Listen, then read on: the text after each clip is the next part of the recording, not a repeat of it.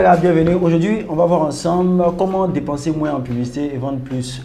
Récemment, lorsque j'ai lancé ma marque, ça fait maintenant plus de 3 mois, les premiers mois, grâce à certaines optimisations, j'ai réellement réussi à vendre plus, mais tout en dépensant moins. Donc, dans cette vidéo, on va voir ensemble quelle est cette technique exactement, comment vous pouvez aussi l'appliquer, parce qu'il est très important d'optimiser pour ne pas dépenser davantage, parce que la publicité, comme on le dit, devient de plus en plus chère. Donc, ici, c'est une stratégie que j'ai utilisée personnellement pour pouvoir toujours pouvoir avoir plus de ventes, mais tout en dépensant moins. Salut à tous, je suis Ismaël Soumarou. Pour ceux qui ne me connaissent pas, ici vous êtes sur une chaîne qui parle essentiellement de marketing digital, de Facebook Ads, d'e-commerce, et je réside en Afrique. Donc si c'est des thématiques qui t'intéressent, n'hésite surtout pas à t'abonner et à partager massivement ces différentes vidéos. En dessous de la description, j'ai mis une vidéo entièrement gratuite, comment lancer ses publicités en 2022-2023. Donc tu peux aussi jeter un coup d'œil, la télécharger. C'est une formation à jour. Donc on va très vite pour comment dépenser moins en publicité tout en gagnant, tout en faisant plus de ventes.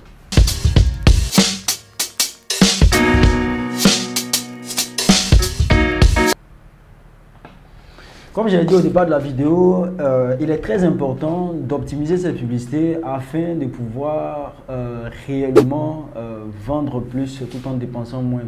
La stratégie, elle est simple, mais bien avant, lorsque je lançais ma marque au départ, c'est-à-dire qu'il y a maintenant 3 mois, le premier mois, il y a une somme que je dépensais relativement par rapport à la publicité.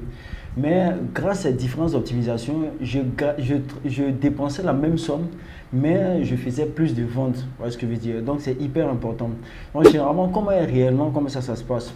La majeure partie du temps, pour vendre plus en Facebook Ads, généralement, ils vont vous dire de scaler, c'est-à-dire d'augmenter le budget de votre publicité parce que vous touchez plus de personnes journalières afin de pouvoir vendre plus.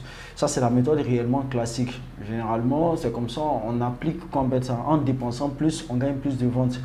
Ce qui n'est pas aussi toujours bon parce que souvent, il arrive qu'on dépense plus, mais on n'arrive pas aussi à faire plus de ventes. Même en augmentant aussi notre budget, il arrive que souvent on ne vend pas plus, donc on est obligé souvent aussi de réduire. Mais quelle est cette stratégie-là réellement? Comment je me suis pris réellement pour pouvoir toujours vendre plus avec le même budget? La stratégie, elle est toute simple.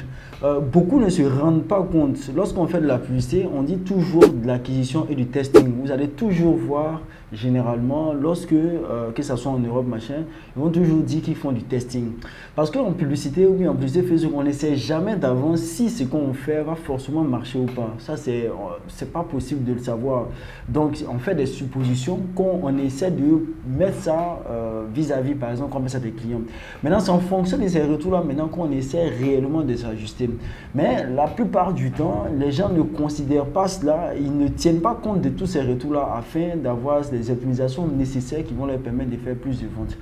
Beaucoup, dans leur esprit, ils pensent que c'est en dépensant plus ou bien en mettant plus d'argent qu'ils auront plus de ventes. Or, il n'en est rien. Donc, comment ça se passe? Ça se passe réellement en 2 étapes. Ce que vous devez faire absolument, c'est de faire vous allez faire vos premiers textes avec une vidéo, généralement, et vous allez avoir ce qu'on appelle des retours clients. C'est-à-dire, il y a des gens qui vont vous faire des remarques par rapport au produit.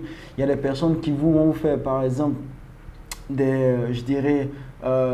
qui vont peut-être se plaindre de tel produit, puis on vous demander est-ce que peut-être ce produit fait telle ou telle chose. En marketing, généralement, c'est ce qu'on appelle soit des objections ou bien des freins à l'achat. Dans les audiences que vous avez ciblées réellement, il y a toujours ces freins à l'achat. Il y a des gens qui ne sont pas encore d'accord s'ils doivent payer le produit ou pas. Donc, ce que vous devez faire quand vous faites du testing, c'est-à-dire quand vous faites vos premières publicités, c'est de noter toutes ces choses, toutes ces remarques que les gens font généralement sur la publicité. Et aussi de voir aussi par rapport aussi aux gens, il peut y avoir aussi certains angles marketing que vous n'avez pas forcément qu'on peut s'attoucher. Donc, si vous arrivez à répertorier 1, 2, 3 angles marketing et en plus de ça, tout ce qui est comme objection, c'est-à-dire que tout ce qui est comme frein à l'achat de votre produit, les remarques que les gens ont fait généralement aussi sur votre produit. Je prends un cas simple. Si vous vendez un produit cosmétique et que vous faites votre testing, il y a quelqu'un par exemple qui va vous demander est-ce que le produit, généralement, j'ai n'importe quoi, si c'est éclairci, ou bien est-ce que le produit, ça donne des vergetures, ou bien est-ce que le produit, en combien de temps par exemple, ça peut réellement éclaircir.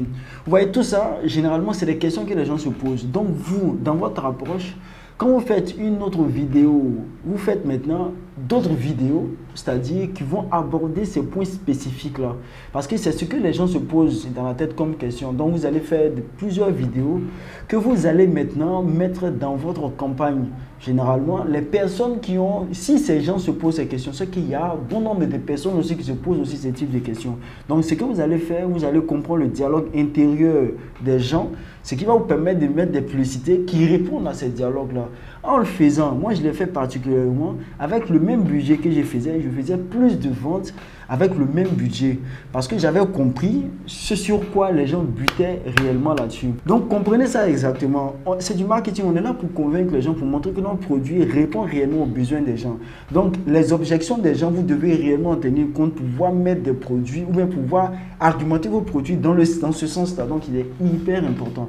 Donc c'est cette stratégie qui m'a permis réellement de dépenser la même somme d'argent généralement, mais de vendre plus comme ça davantage que comme ça peut d'habitude.